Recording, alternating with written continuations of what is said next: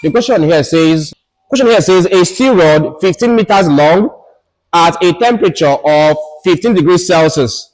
Find the free expansion of the length when the temperature is raised to 65 degrees Celsius. Find the temperature stress produced when, number one, the expansion of the rod is prevented. Number two, the rod is permitted to expand by 6 millimeters. They gave you the linear expansivity of the steel, 12 times 10 to the power minus 6 per degree Celsius. They gave you the Young's modulus E, 200 giganewton per meter squared. All right, look up, please. Let's get this done. Solution. Given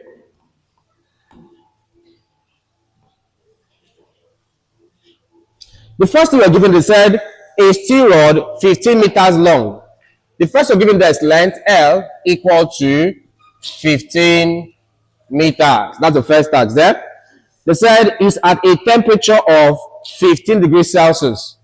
If you look down there, you can see that they gave you a second temperature. So the first thing we have here is T1, initial temperature 15 degrees Celsius. Let me say this, please. In terms of exam, don't just write T1. Write initial temperature, comma, T1 equals 2. That's how I present your work. Right? Number 3 now, you now write final temperature, comma, T2 equal to, but me, I'm going straight. So T2, they said it was raised to 65 degrees Celsius. Find the temperature stress produced when, now, there is stress, there is temperature stress. They give you linear expansivity, alpha, as being equal to 12 times 10 to the power minus 6 per degree Celsius. If they don't give you PER, they'll give you like this. The same thing. Per degree Celsius. They give you E as equal to 200 giganewton per meter squared.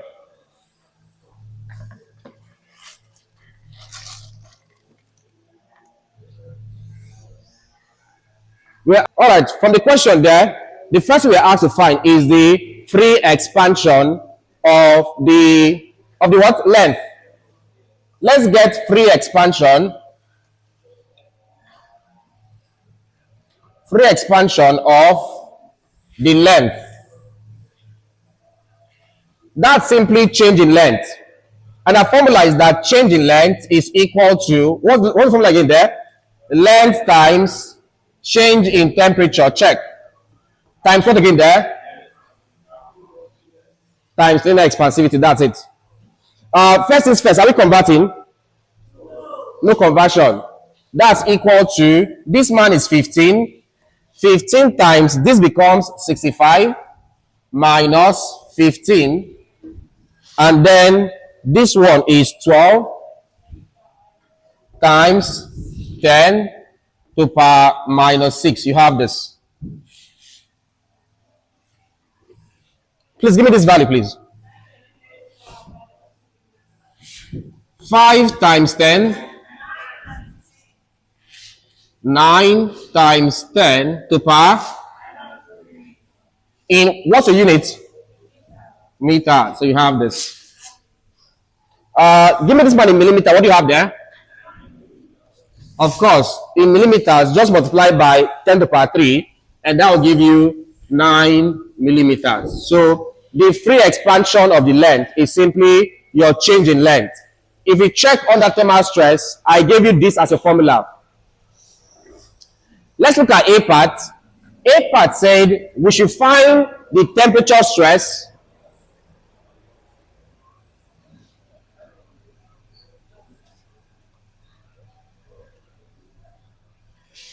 we have to find temperature stress for the free expansion. Here's what to do, please. Your temperature stress, what's your formula again there? Sigma T is equal to, what's the formula? Alpha into changing this into E. You have this. That's your formula. Let's impute value. This is equal to, this man is 12 times 10 to the power minus 6 into change in, that's 65, minus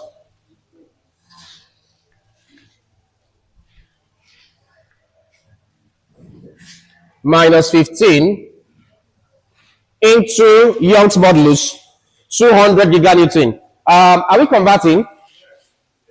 Converting from what to what?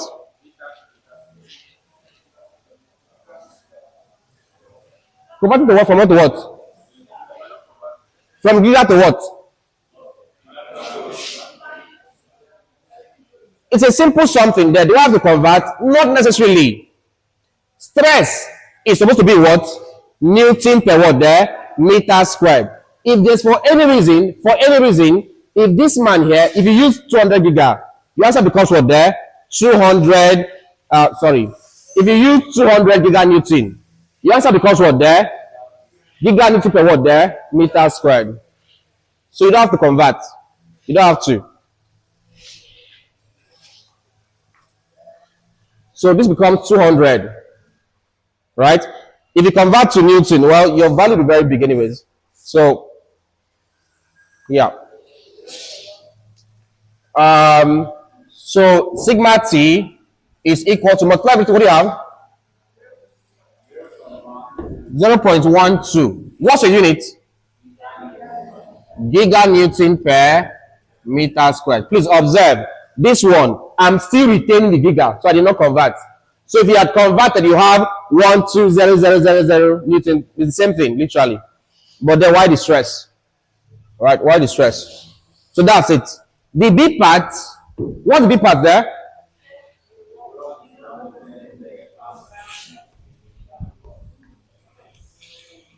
Is allowed to expand by how many? 6 millimeters.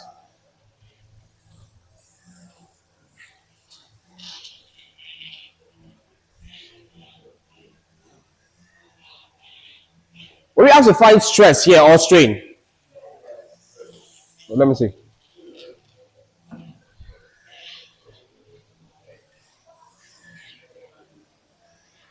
Find the temperature stress produced when the rod is, okay, stress. Okay. Now listen. Please listen. Get something, please. This part is quite easy. The normal formula. Here is quite easy. The normal formula. Here's where it gets a bit tricky. All right, so just listen to this, please. First things first. Look up, please. First things first. What on a normal case, what should have been my change in length? How many? 9 millimeter. On a normal case, my expansion from here to here, the value of the expansion from here to here would have been about 9 millimeters. I would have had this. But now they give you a condition in the B part. In the B part, they said the rod is only allowed to expand by 6 millimeters. This is 9 millimeters. The rod is allowed to expand by just 6 millimeters. That's from here to here, 6 millimeters. Now, my expansion was supposed to be 9 millimeters, but they kept a restriction of about 6 millimeters. The question is this: if I put the restriction at 6 millimeters, what will be my remainder there? 3 millimeters. So in this case here, what you do is very simple. You say the strain, this is equal to change in length all over original length. For this change in length here, hang on please.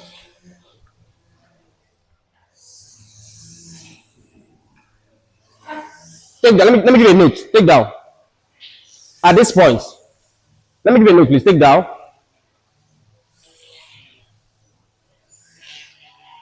Notice that the free expansion of the rod is given as,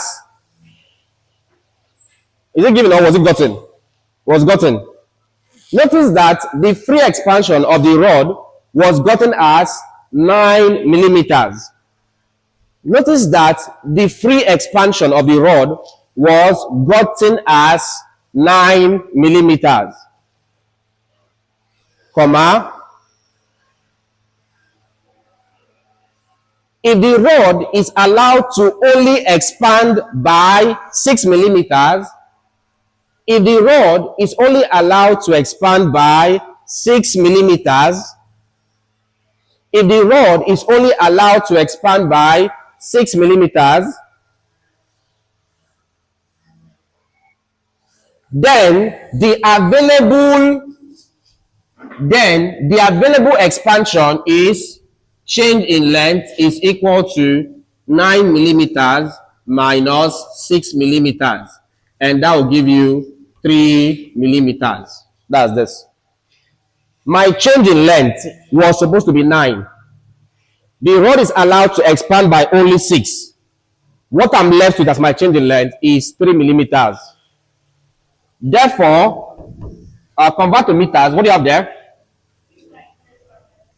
3 times 10 to power minus 3 meters. That's this. Therefore, strain is equal to change in length all over original length.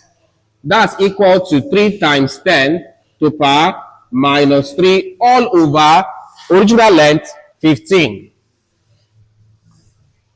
Please give me strain value, please. 2 times 10 to power minus 4 in no unit. 2 times 10 to the power 4. So therefore, what stress? Stress is equal to strain times Young's modulus, or Young's modulus times strain. So that's equal to, this man is 2 times 10 to the power minus 4 into, this one here is 200. Don't forget in giga. 200. Please multiply what you have there. 0.04 in what there? Giganewton. So I'm still maintaining the giga there. Giganewton per meter squared.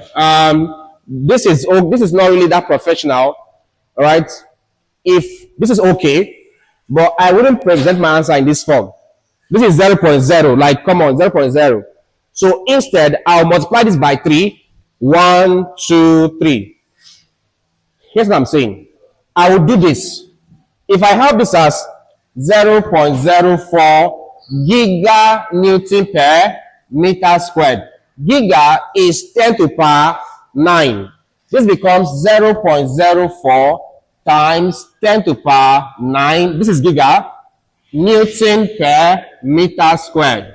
This becomes 0.04 times 10 to the power 9 is 10 to the power 3 times 10 to the power 6. This gives you 9 Newton per meter squared.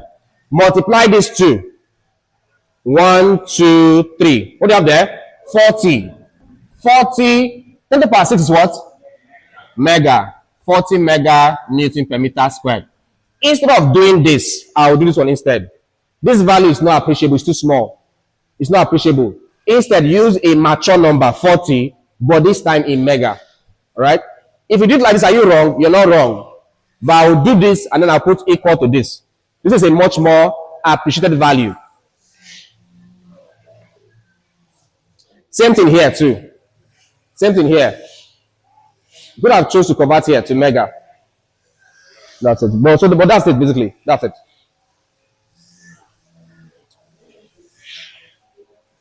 What's that, Chief? Tell me now, Chief, what's that? This one here. This times this gives you 40. 10 to the power 6 is mega now. All right? 10 to the power 6 is mega.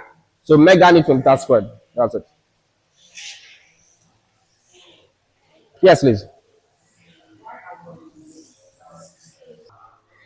All right, please, let's, the question there.